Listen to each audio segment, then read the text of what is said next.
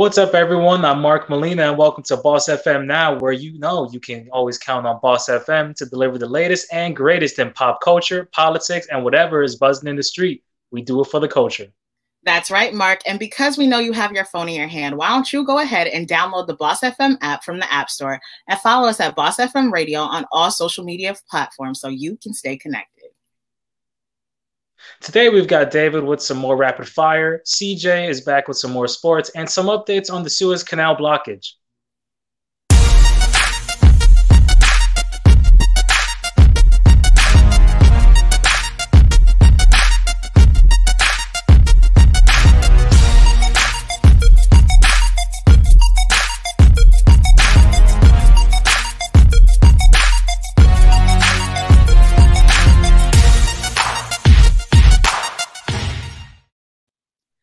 Guess has pulled one of its latest bags off the shelves due to online controversy.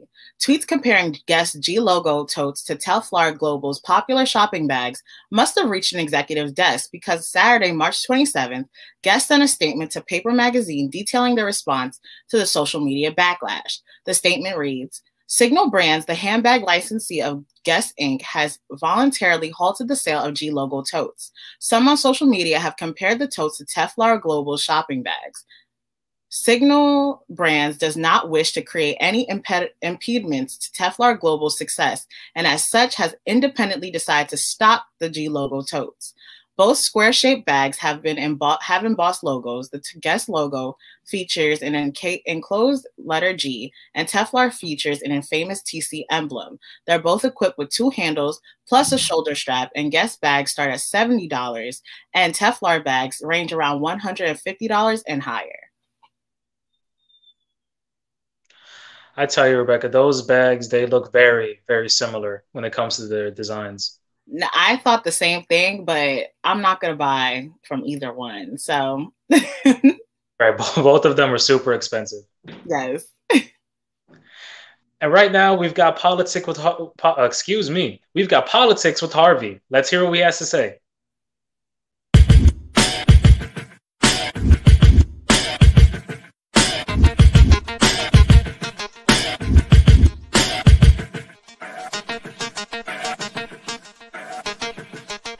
It is time to talk politics, specifically the new law the Georgia governor has signed, the details of it all, and what President Joe Biden has to say about it. Let's get into it. Georgia Republican Governor Brian Kemp has signed the Election Integrity Act of 2021. The new law adds a number of restrictions, now requiring a license or ID number to vote by mail, and it's now a crime for volunteers or anyone other than poll workers to offer food or water to people waiting online. Here's President Joe Biden giving his reaction. They passed a law saying you can't provide water for people standing in line while they're waiting to vote. You don't need anything else to know that this is nothing but punitive, designed to keep people from voting. As the governor signed the bill, many protested, including Democratic Representative Park Cannon, who was arrested, charged with 2 misdemeanors, and later released on bond. In addition, the bill will shorten runoff elections from 9 weeks to less than a month and will cut early voting periods required for runoff elections from 3 weeks to 1 week, making it harder to vote. The bill has been labeled as Jim Crow 2.0. Harvey Cruz, Boss FM Now. In my personal opinion, I feel like you can't ask people to share their voice and to urge them to be heard, and you do rights like take their rights away, such as voting. So moving right along, update us on the Suez Canal, Mark. Thank you, Rebecca. And after a week's worth of immense effort, the Suez Canal has finally been cleared. More than 10 tugboats were on the scene and 20,000 tons of sand and mud was excavated to free the Ever Given. The flow of worldwide trade will continue, but there are more than 350 vessels waiting on either side of the canal. This includes container ships, oil tankers, and bulk carriers. Officials say that it will take up to 10 days to clear the traffic caused by the Ever Given. And while some ship operators are willing to wait and pass through the canal, others have opted to reroute around the Cape of Good Hope, adding a week of travel and increasing fuel costs. Contributor David Medina has a new episode of Rapid Fire. Let's check it out.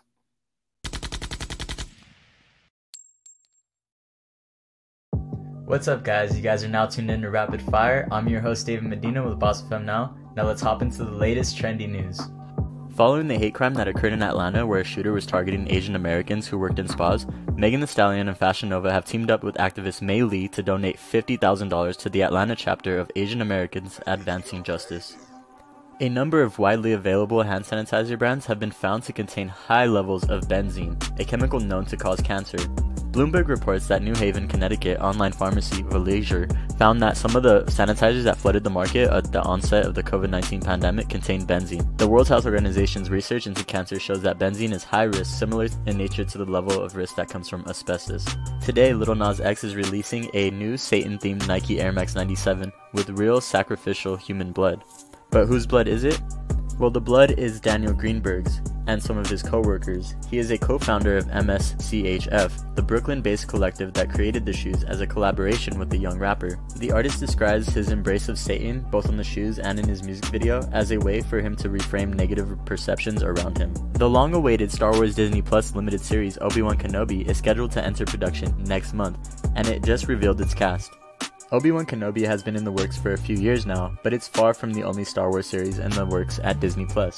That's it for all the latest trending news in Rapid Fire. I'm your host, David Medina with Boss FM Now. Now back to the guys in the studio. We are now joined by David Medina. Thank you for joining us. Thanks for having me.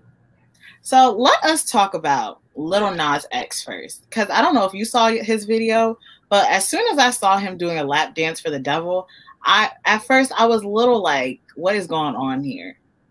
Yeah, no, definitely. Yeah, it's not good to like have that in the public eye, but it's just how he felt against like, you know, public criticism. You know, he gets a lot of negative backlash for being an openly gay artist.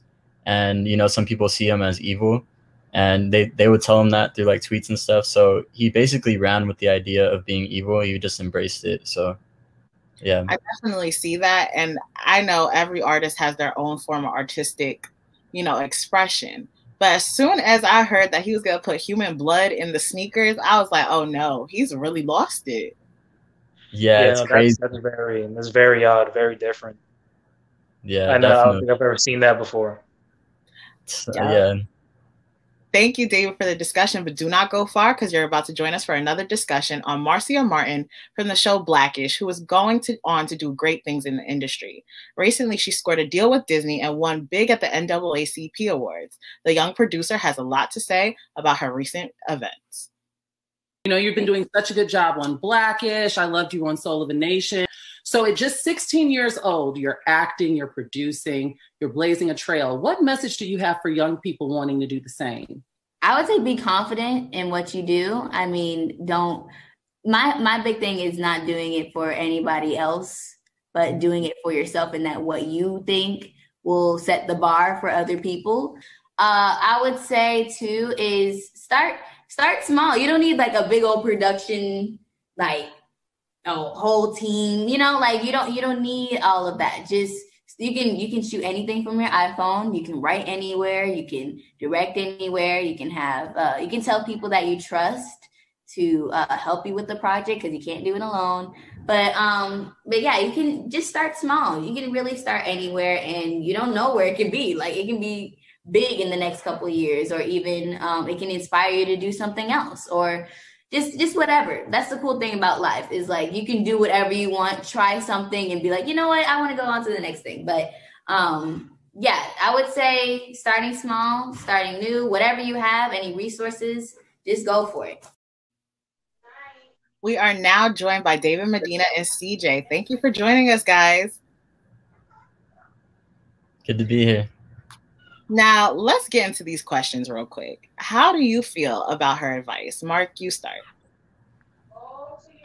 Well, I definitely think it's sound advice, especially for our younger generation, young content creators that really want to start producing and get themselves out there. How do you guys feel? It's definitely good to see, like a young Black female being represented in the media and, succeeding. It's definitely good to see that, and history has not always been that way. And I think she actually broke a record for being like one of the youngest female producers. Yeah, she did. So it's definitely good to see. Yeah.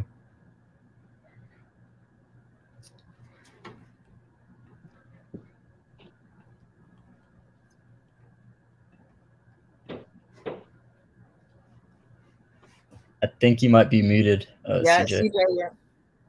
Yeah. CJ. Okay, my bad, guys. My bad. It's okay. I was really piggybacking off of you guys saying that I'm super impressed by her to be this young, like to have that head on her shoulders to make these comments. That was some really good advice, like, you know, coming from a 16-year-old. I agree with everything that you guys are saying. The only thing that I do not agree with that she said is if you try something and you realize you don't like it, it's okay, try something new. I feel like a lot of times in this generation or in the type of environment that we're in, we're all trying to get to success a little too quick. And if we're trying something and we see that the success isn't coming as fast as it should, that's when we give up on certain things. That's the only thing that I didn't like that she said. But other than that, everything else, I was like, yes, to the T. I love it. Yeah, definitely. For sure. Yeah. I think it is good that she's motivating people to try, though, because I think also, you know, in addition to people giving up, a lot of people, you know, nowadays don't try either. Because you see, like, everybody's trying to do the same thing. I know about 20 females who sell lashes, but just because one person sells lashes doesn't mean that your business won't be successful as well. Yes. Now, with everything we talked about with Marcia's accomplishments, how do you guys feel about it? Honestly, I feel like it's good to like see that it's definitely good for the youth to be succeeding because the youth is our future. And, you know, like I said, like being represented, like women being represented in the media industry and stuff like that, it's definitely like a very positive thing to see. And, you know, it actually makes me feel like we have some hope in the future. I'm so glad that you said that, because I feel like a lot of times in this generation, we see these youth doing more than we are. Because at 16, what Marcia is doing, I never imagined myself doing. So when you see these the younger generation basically doing these things, what's the first thing that comes to your mind? It makes me hopeful for the future. Like, honestly, I feel like you said, the youth now, they're so empowered, and I don't know if you can blame, you know, the rise of technology or whatever the case may be for that, but it's inspiring, you know, like you said, at 16, you weren't thinking about that. So now me being 25, I'm like, okay, you know, there's still things I can go out there and accomplish if this 16-year-old girl is doing it.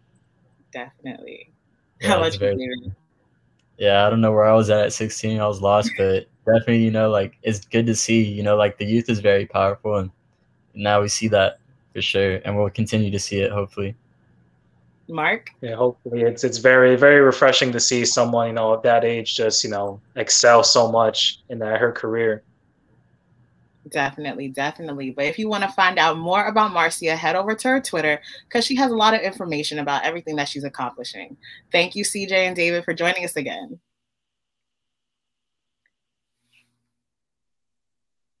And contributor CJ is back with more on The Huddle. Let's check out his package.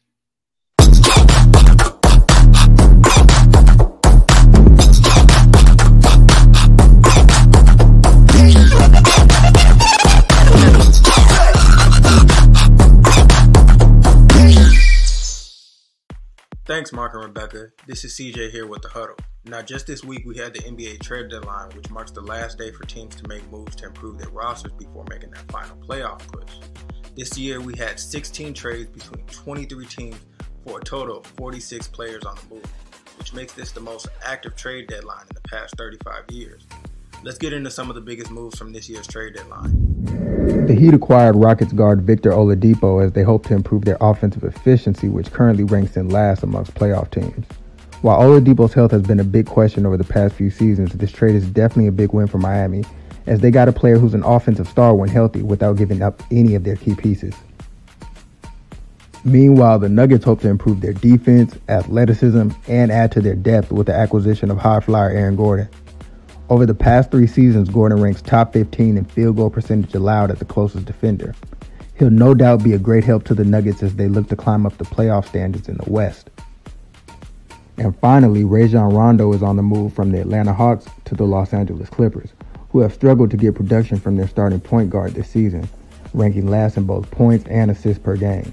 The Clippers hope this move for a Hall of Fame point guard like Rondo can give them the leadership they need to finally get over that hump. And that concludes the huddle. Back to you, Mark and Rebecca. And we are joined again by CJ. Welcome back. What's up, guys? Now, with everything that's happened in basketball with the trade, which trade excited you the most? Probably it would be the Miami Heat getting Victor Oladipo or the Nuggets getting Aaron Gordon.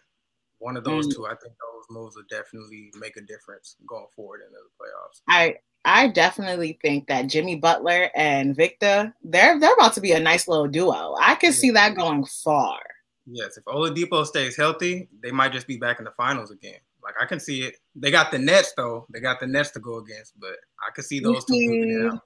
Now, as a loyal Knicks and Warriors fan, I'm not happy at all with them, at all with the options that they've made with trades. They haven't even made good options or any options at all. They haven't done anything. And I know as a Knicks fan, you have to be suffering. You're always suffering.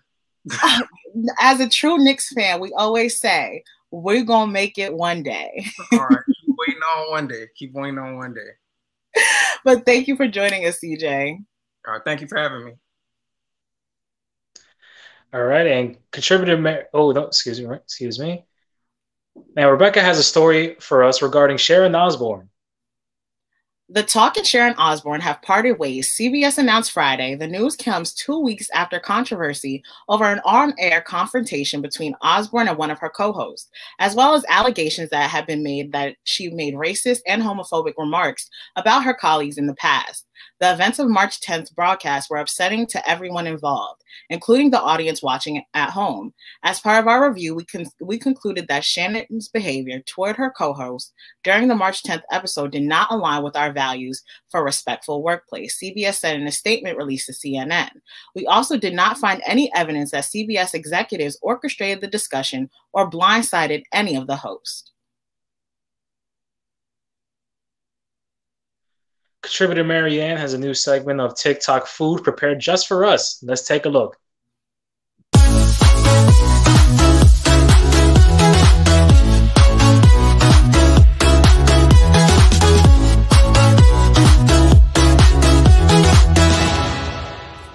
Thank you guys in the studio. So for today's TikTok food recipe, I was craving pizza and I decided to scour TikTok and see which ways I can make pizza very easily, you know, maybe with bagels, maybe with bread. But then I found something really interesting. You can apparently make pizza with flour tortillas. Let's get into it. All right, so I put a little bit of cooking oil on the pan and then I put the tortilla right on it. And this was gonna cook really fast, so I need to move quickly to make the little pizza.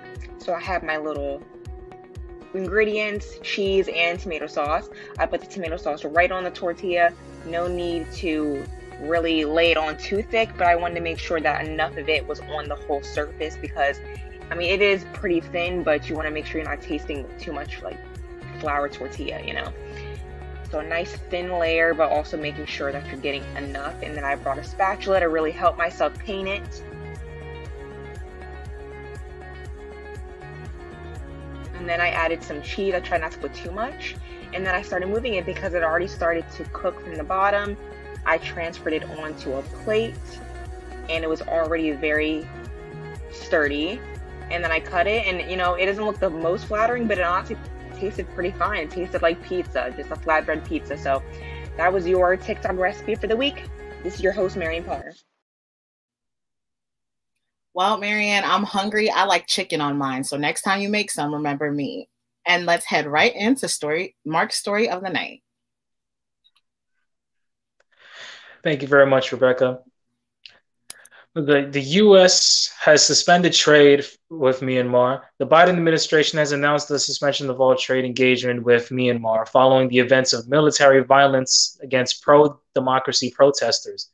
According to Catherine Tai, a representative of the United States Trade, states that this suspension will remain in effect until the return of democratically elected government. More than 100 civilians, including children, were killed in demonstrations on Saturday across Myanmar. And the U.S. condemns the Burmese security forces for these acts of violence, and further U.S. engagement is still up in the air. All right, everyone, that's it from Boss FM Now. Make sure you tune in tomorrow at 8 p.m. Eastern Time to find more of the latest and greatest. And if you'd like to rewatch our shows, as always, they will be available for replay on our Boss FM app and all of our social media platforms. Thanks again for tuning in, everyone. It's Mark Molina. And Rebecca Eugene. And have a great weekend.